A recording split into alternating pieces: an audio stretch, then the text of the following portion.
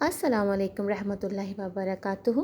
आज मैं आपको बहुत ही ज़बरदस्त सा पिज़्ज़ा बनाना सिखाती हूँ विदाउट ओवन और पतीली में बनाऊँगी, बहुत ही इजी। चले हम रेसिपी स्टार्ट करते हैं कि पतीली में कितना टेस्टी और यमी सा पिज़्ज़ा हम बना सकते हैं।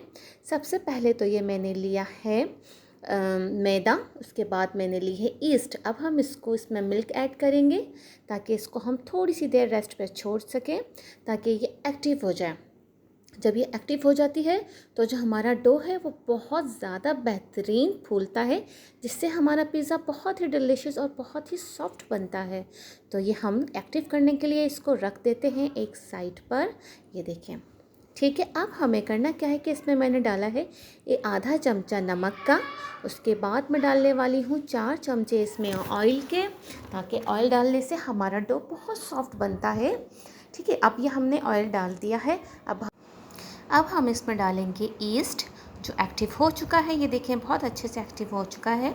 अब हम इसमें ईस्ट डालेंगे इस तरह से। ये देखिए, आप बिल्कुल जैसे मैं बताती हूँ आप वैसे ही इसको फॉलो किया कीजिए। अब हम इसको गूंदेंगे अच्छे से मिल्क से।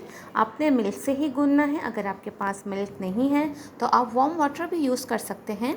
मेरे पास मिल्क है तो मिल्क से बहुत ही अच्छा डो बनता है, इसलिए मैं मिल्क से ही इसको गूंदूँगी।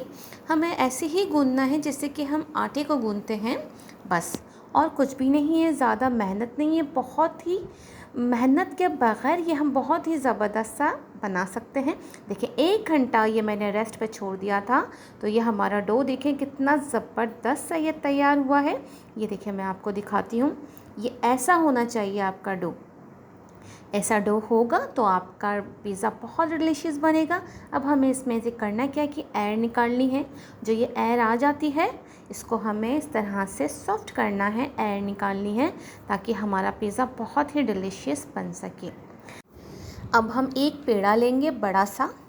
हमें एक हैवी सा पेड़ा लेना है जो हमारा पिज़्ज़ा ट्रे में पूरा आ जाए। तो ये देखें, ये एक पेड़ा लिया है मैंने।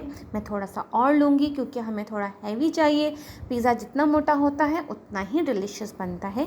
तो ये मैंने ट्रे में ऑयलिंग कर ली है। अब मैं करूँगी क्या, बस ऑयलिंग तो हुई भी है ईज़िली। अब मैं इसको इस तरह से फैलाती जाऊँगी और ट्रे में पूरा फैला दूँगी बिल्कुल आराम से। इसमें कोई तकलीफ़ नहीं, कोई परेशानी नहीं, ना आपको बेलना पड़ेगा, कुछ भी नहीं करना पड़ेगा। देखें कितनी आसानी से ये बिल्कुल लेवल में आ रहा है और ये बिल्कुल आ चुका है। ये देखें मेरी पिज़्ज़ा ट्रे में ये बिल्कुल फैल चुका है और इसकी थिकनेस भी बहुत ही अच्छी है, मैंने मोटी रखी है।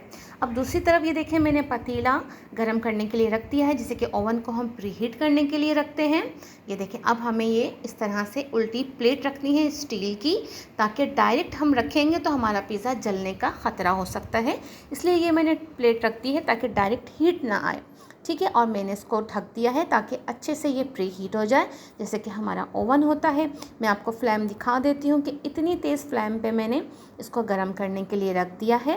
ठीक है, आपने ही ऐसे ही करना है। अब ये बिल्कुल गर्म हो गया है। अब हमें नेक्स्ट स्टेप करना क्या है कि मैं इसमें डालूँगी सॉस। देखिए बाज़ घर में सॉस नहीं होता तो ये मैं आपको केचप से बनाना सिखाती हूँ। केचप हर घर में आसानी से मौजूद होता है और हर घर में ही आसानी से मिल जाता है, तो कोई परेशानी नहीं होती सॉस की। बाज़ लोग सॉस की वजह से बहुत परेशान हो जाते हैं कि पिज़्ज़ा सॉस नहीं है तो हम क्या करें। तो बस आप केचप लगाएं। इसके बाद ये बोटियाँ मैंने जो मसाले में फ्राई की हैं, तो इस तरह से ये सारी आप फैला दीजिए पिज़्ज़े के ऊपर।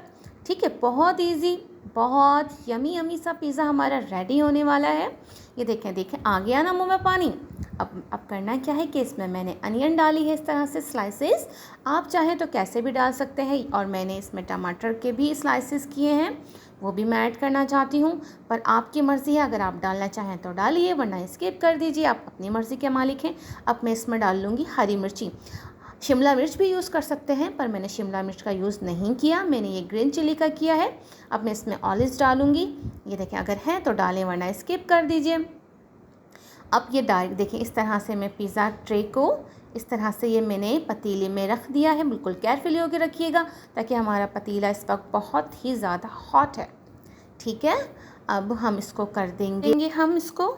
ठीक है, अब ये देखें हमारा जो ये पिज़्ज़ा है मैंने इसमें चीज़ नहीं डाली है। अब मैं चीज़ डालूँगी जब आधा नीचे से पक जाता है, तो उसके बाद हमें चीज़ डालनी होती है, वरना होता क्या है कि ऊपर से चीज़ पक जाती है, जल जाती है।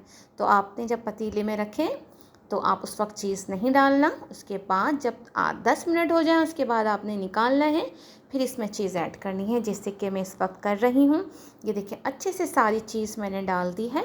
इसके बाद अब मैं दोबारा पतीले में इसको रख दूँगी और मैंने इसको कवर कर दिया है। ये देखिए अब 20 मिनट हो चुके हैं। 20 मिनट के बाद कितना लजीज और शानदार और लाजवाब सा हमारा पिज़्ज़ा बिल्कुल तैयार है आपके सामने, बहुत ही ज़बरदस्त। तो इस तरह से आप इस पतीले में मेरी रेसिपी से इसको पिज़्ज़ा बनाएं। बहुत ही इजी, ओवन का बिजली का बिल भी नहीं बनेगा इतना। देखिए अब ये कितना लजीज है। अब मैं आपको चेक करके दिखाती हूँ कि ये कितना थिकनेस है इसकी और कितना यमी यमी सा ये पिज़्ज़ा है। इसको कटर से मैंने काटा, अगर कटर नहीं है तो आप नाइफ़ का यूज़ कर सकते हैं।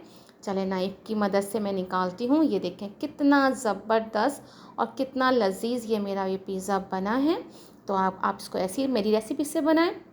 अगर आपको मेरी रेसिपी अच्छी लगी है तो इसको लाइक कर दीजिएगा और मेरे चैनल पे न्यू है तो प्लीज़ सब्सक्राइब कर दीजिएगा। सब्सक्राइब बिल्कुल फ्री है और बेल का बटन दबाना बिल्कुल भी नहीं भूलिएगा, ताकि मेरी इजी और आसान सी रेसिपी आप तक आसानी पहुंच जाए। अब मुझे दीजिए इजाज़त। ओके, अल्लाह हाफिज़।